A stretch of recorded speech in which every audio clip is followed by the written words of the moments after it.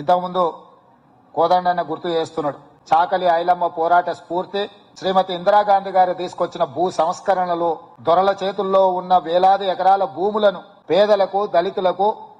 గిరిజనులకు, బలహీన వర్గాలకు పంచిపెట్టి భూమి అనేది పేదవాడి యొక్క ఆత్మగౌరవం, భూమి అనేది పేదవాడి యొక్క జీవన ఆధారం అని గుర్తు చేసి పేదలకు లక్షలాది ఎకరాల భూ పంపకాలు చేపట్టి ఈ రోజు ప్రతి పేదవాడి కుటుంబంలో ఒక దైవంగా నిలిచిన శ్రీమతి ఇందిరాగాంధీ గారు చాకలి ఐలమ్మ పోరాట స్ఫూర్తితో తీసుకున్న నిర్ణయం భూ సంస్కరణలు అని చెప్పి పెద్దలు కోదండ రెడ్డి గారు ఇప్పుడు గుర్తు చేయడం జరిగింది. అవును, ఒకనాడు కొద్దిమంది దొరలకు, భూస్వాములకే పరిమితమైన భూములు, భూ యాజమాన్య హక్కులు శ్రీమతి ఇందిరాగాంధీ గారు తీసుకొచ్చిన భూ సంస్కరణలు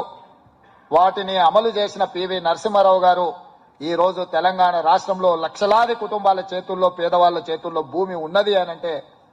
ఇవాళ ఆ భూ హక్కునిచ్చింది కాంగ్రెస్ పార్టీ, శ్రీమతి ఇందిరాగాంధీ గారు.